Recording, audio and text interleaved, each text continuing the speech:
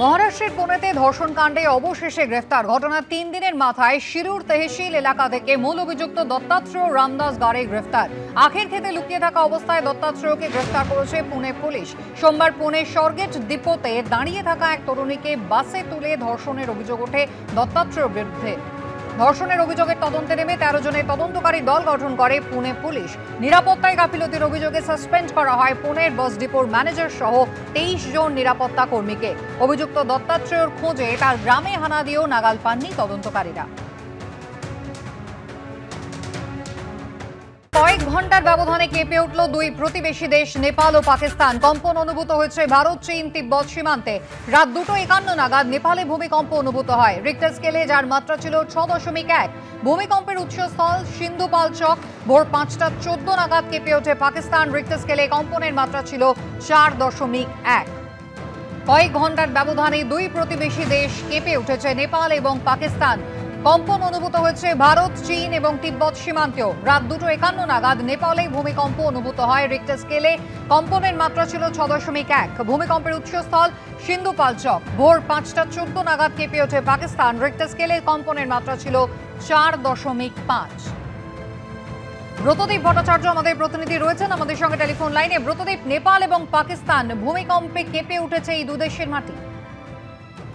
এবারে দেখো, গতকাল গভীর রাতে দুটোর কিছু পরে কিন্তু নেপালে প্রথম ভূমিকম্পটি হয় এবং তারপরে আজকে সকাল ভোর 5:14 নাগাদ পাকিস্তানের এই ভূমিকম্পটি হয়। যদিও এই দুটি ভূমিকম্পই কলকাতা থেকে অনেকটা দূরে, তবে পশ্চিমবঙ্গের উত্তরবঙ্গের দিকে অনেক জায়গাতেই কিন্তু এই ভূমিকম্পের মৃদু প্রভাব পড়েছে। তবে জানিয়ে রাখি, উত্তরবঙ্গ, সিকিম এই সমস্ত জায়গায় কিন্তু এই ভূমিকম্পের মৃদু প্রভাব পড়েছে। নেপালে যে ভূমিকম্পটি হয়েছে তার ম্যাগনিটিউড ছিল 5.5, যেটা অর্থাৎ যেটা এপিসেন্টার, সেখানে কিন্তু ছোটখাটো ক্ষয়ক্ষতি হওয়ার একটা আশঙ্কা রয়েছে। কিন্তু অন্যান্য জায়গাগুলো, অর্থাৎ যে এপিসেন্টার থেকে কিছুটা দূরে যে সমস্ত জায়গাগুলো, সেগুলো কিন্তু মৃদু কম্পন অনুভব করা যাবে। সেই অনুযায়ী উত্তরবঙ্গের বেশ কিছু জায়গায় কিন্তু সেই মৃদু কম্পন অনুভূত হয়েছে। যদিও পাকিস্তানের যে ভূমিকম্প, তার প্রভাব কিন্তু এই রাজ্যে কোনোভাবেই পড়েনি, সেটা ম্যাগনিটিউড আরো কম ছিল।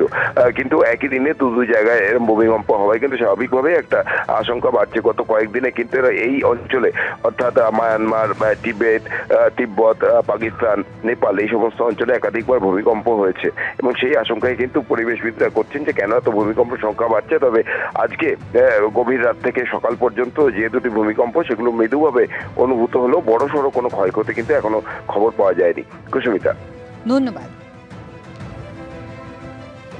ডায়মন্ড হারবার মেডিকেল কলেজে চিকিৎসাধীন নাবালিকাকে শ্লীলতাহানির ঘটনায় গ্রেফতারির সংখ্যা আরও বাড়ল। আরও এক অভিযুক্তকে গ্রেফতার করল পুলিশ। গত শনিবার ওই হাসপাতালের আইসিইউতে ভর্তি নাবালিকাকে শ্লীলতাহানি করার অভিযোগ ওঠে। ডায়মন্ড হারবার থানায় লিখিত অভিযোগ দায়ের হয় অভিযুক্ত হাসপাতালেরই এক সাফাই কর্মীর বিরুদ্ধে। গৌতম মণ্ডল আমাদের প্রতিনিধি রয়েছেন টেলিফোন লাইনে। গৌতম, এর আগে এক সাফাই কর্মী গ্রেফতার হয়েছিলেন, আরও একজন গ্রেফতার হলেন। হ্যাঁ, দেখো সুমিতা, এই গত মঙ্গলবার এটি অভিযোগ দায়ের হয়েছিল ডায়মন্ড হারবার থানায় এনএসডিপির পক্ষ থেকে এবং ওই নির্যাতিতার পরিবারের পক্ষ থেকে। সেই ঘটনার প্রেক্ষিতে প্রথমেই একজন বিনোদ পণ্ডিত নামে এক সাফাই কর্মী গ্রেপ্তার হয়েছিল এবং গতকাল সন্ধ্যে নাগাদ বিজু দাস নামে আরো একজনকে গ্রেপ্তার করা হলো। এই যে নির্যাতিতা কিশোরী চিকিৎসাধীন ছিল, নির্যাতিতা কিশোরী আইসিইউতে চিকিৎসাধীন ছিল, তার যেটা অভিযোগ ছিল দুজন তার সাথে শ্লীলতাহানি করেছে, এরকম একটা অভিযোগ ছিল এবং সেটা সেইভাবে অভিযোগ দায়ের হয়েছিল। ইতিমধ্যে এই ঘটনার তদন্ত নেমেছে পুলিশ এবং এই যে সিসিটিভি ফুটেজ হাসপাতাল কর্তৃপক্ষের কাছে চাওয়া হয়েছে এবং সেই ফুটেজ খতিয়ে দেখা হচ্ছে। সমস্ত দিক খতিয়ে দেখে এই ঘটনার যে যারা যারা জড়িত আছে তাদেরকে চিহ্নিত করার কাজ চলছে। ইতিমধ্যে দুজন গ্রেপ্তার হয়েছে। এর পাশাপাশি ওই দিন আইসিইউতে আর কারা কারা ডিউটিতে ছিল সেগুলো তাদেরও জিজ্ঞাসাবাদ করা হচ্ছে। পাশাপাশি হাসপাতাল কর্তৃপক্ষ তারা আলাদা করে একটা তদন্ত কমিটি তৈরি করেছে, ইন্টারনাল এনকোয়ারি কমিটি তৈরি করেছে।